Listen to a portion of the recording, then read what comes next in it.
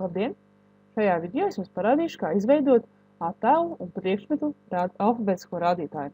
Mēs jau varbūt zinām, kas ir satura rādītājs. Satura rādītājs ir viens zem otra secīgi sarakstīti dokumenta nodaļu virsraksti un klāt pierakstīts lapas puses numurs, kur šī nodaļa atrodas. Ar attēlu un alfabētisko rādītāju tieši tāpatās.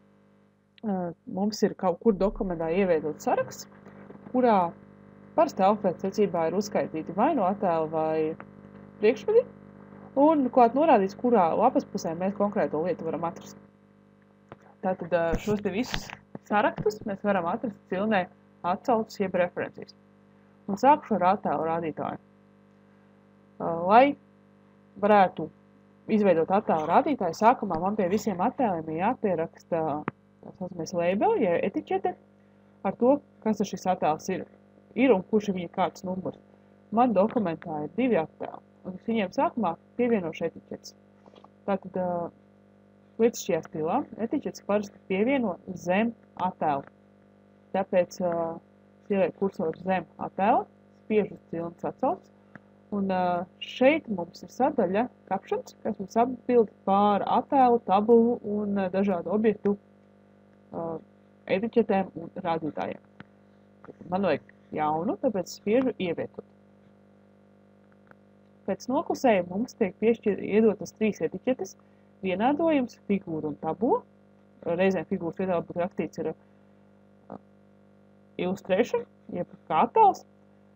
Tā kā programma man ir angļu valodā, šie vārdi ir angliski, bet es esmu latviete un dokuments man jāveido latviešu valodā un arī etiķetes man vajag latviešu valodā. Tāpēc es spiežu spogas jaunu etiķete un pati uzrakstu latvisko vārdu attēls. Tātad es veidošu etiķetes attēlu, tāpēc rakstu attēls. Un rekur man paraugā tiek rādīts, kā man šī etiķete izskatīsies. Šobrīd man ir attēls 1.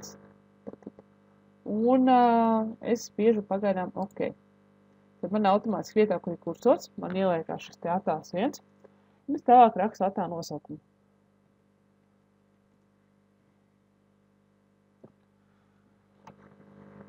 Šīs nosaukums mums ir jānoformē atšķirībā no tā, kā mums prasa mūsu darbs. ZPD bieži vien attēlu nosaukumu jānovietot centrā.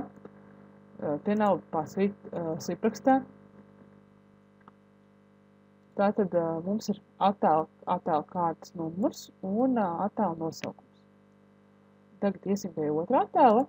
Šoreiz man vairs nav jāveido jauna etiķete. Es spiežu uz cilnes atsauces, ievietot etiķeti. Man jau automātiski piedāvā pēdējo, ko es izmantoju, spiežu OK. Tā kā šis jau ir otrā etiķete pēc kārtas, ko es lieku. Tad man automātiski šis kārtas numurs jau piešķirās.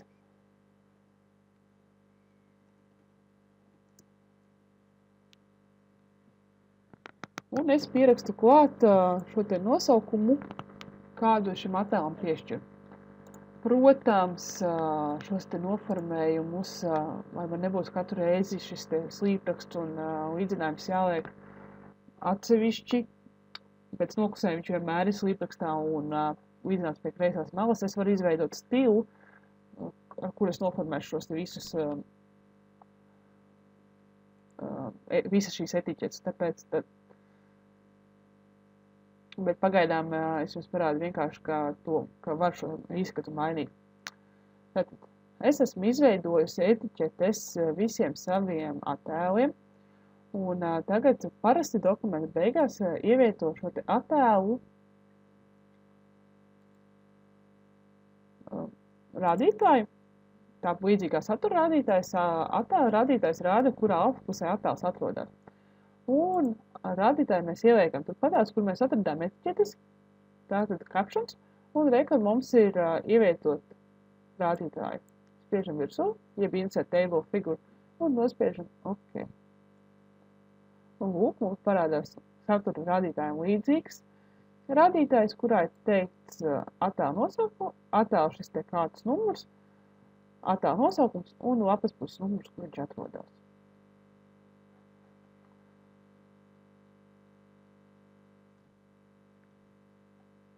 Palika 9.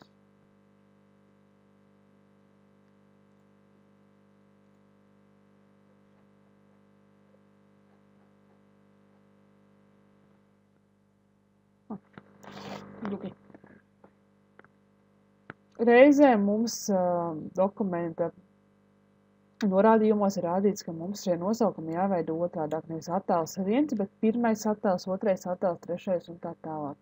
Diemžēl programma nepiedāvā šo te numuru novietot otrā pusē, tad mums ir jārīkojas manuāli. Mēs šeit ieliekam ķeksīti, lai šis etiķetes nosaukums nerādās.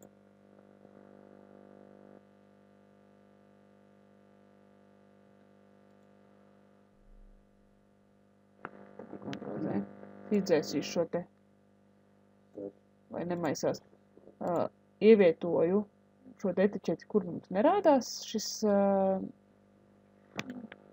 etiķetes nosaukums, un ar roku rakstu to attēlu vārdu. Protams, tas ir nērtāk, bet šis ir nācis vairāk tāpēc, ka no angļu valodas. Angliski parasti saka image 1, image 2, image 3. Mums latviešu valodā ir otrādāk, pirmais attēls, otrais attēls, trešais attēls. Un pat cik programma tomēr ir izstrādāta vairāk priekš ārzemēs dzīvojušiem cilvēkiem, nevis priekš mums latviešiem. Tad mums latviešiem jāpiemērojās, un mums šis te vārds jāraksto pašiem. Un šeit ir tas pats. Izdzēsīšu šo ārā un ievietošu vēlreiz bez. Un pierakstīšu ar roku tātad šo te attēls. Un attiecīgi arī rādītāju, kad es ievietošu atkal rādītāju no jauna, man viņš rādīs tā, kā es esmu tagad uzrakstījis pa jaunam. Tad manī jāizvēlās, kā es gribu rakstīt. Ja es rakstu attēls 1, attēls 2, tad man automātiski es varu šādi pievienot etiķetes nosaukumu, un aiz etiķetes nosaukumu man automātiski veidojās šis skaitlis, vai arī es vienkārši lieku, lai man tas skaitlis automātiski skaitās uz priekšu, un šo etiķeti rakstu pati ar roku. Ja es gribu skaitli sākumā novietot. Nu, un tagad izveidosim priekšmetu rādītāju. Priekšmetu rādītājs kaut kas līdzīgs, kā, piemēram, Atlantos redzēs, kad mums aiz dokumenta ir uzskaitīti kaut kādi noteikti vārdi un parādīts, kurās lapas pusē šo vārdu mēs varam atrast. Tātad priekšmetu rādītājā var ietvert dokumentā minētus priekšmetus, arī tēmas, terminus, norādot lapas pusi, kurā tas atrodams.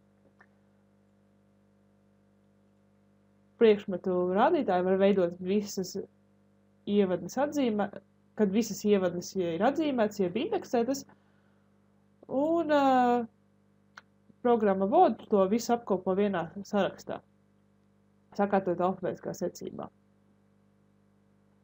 Priekšmetu rādītāja ievadnes var būt atsevišķi vārdi, kā es jums to rādīšu tagad video pamācībā, frāzes vai pat simboli, tās var būt tēmas, kas atver vairākas lapas puses, un kaut kādas ievadnes, piemēram, mēs lietojam vienu vārdu un liekam skatīt citu vārdu. Lai izveidot priekšmetu rādītāju, mums sākumā jāveic vārdu indeksācija. Piemēram, es indeksēšu vārdu Latvijas, lai man parādās pēc tam priekšmetu rādītājā lapas puses, kurās ir uzskaitīts vārds Latvijas. Diemžēl uzskaitīs tikai perfekts vārdu sakritības. Ja man būs Latvija, Latvijai, šie vārdi atrasti netiks. Tad, lai veiktu vārdu indeksācijas un tālāk šos vārdus varētu ieveidot priekšmetu sarakstā, mēs spiežam uz pogas, te, kur ir indeksācijas sadaļa, Mark Entry.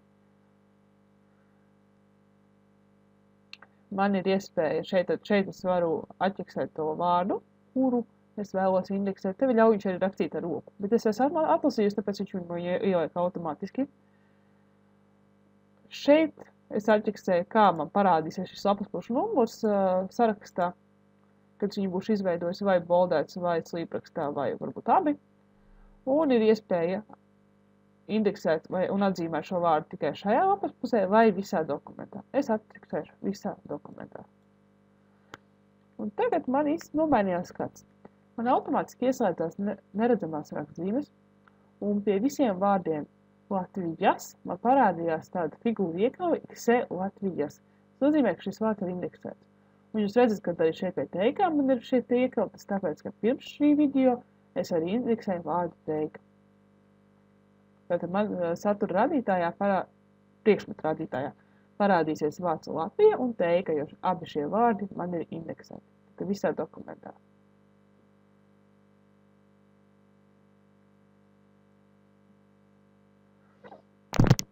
Lai acīm padarītu neredzamu šo te indeksāciju, es spiežu uz sākums un izslēdzu neredzamos rakstījumus.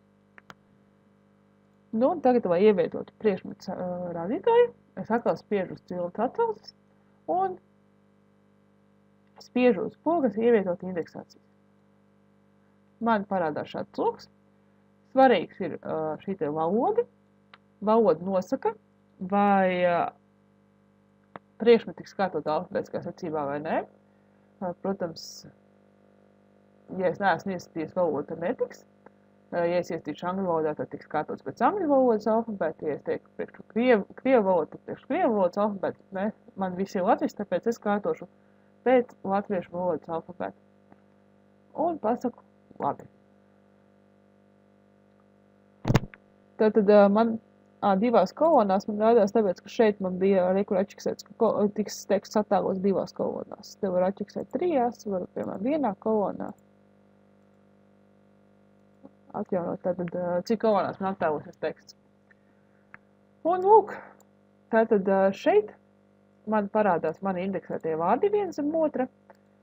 Es indeksēju vārdu latviešu šajā video pamācībā, un iepriekš man bija indeksēts vārds teiks, un reku klāt parādās lapas puses, kurās šo vārdu var atrast. Ceru, ka šajā video jūs iemācāties veidot gan attēlu, gan priekšmetu radītāju. Paldies, ka skatījāties. Visu labu!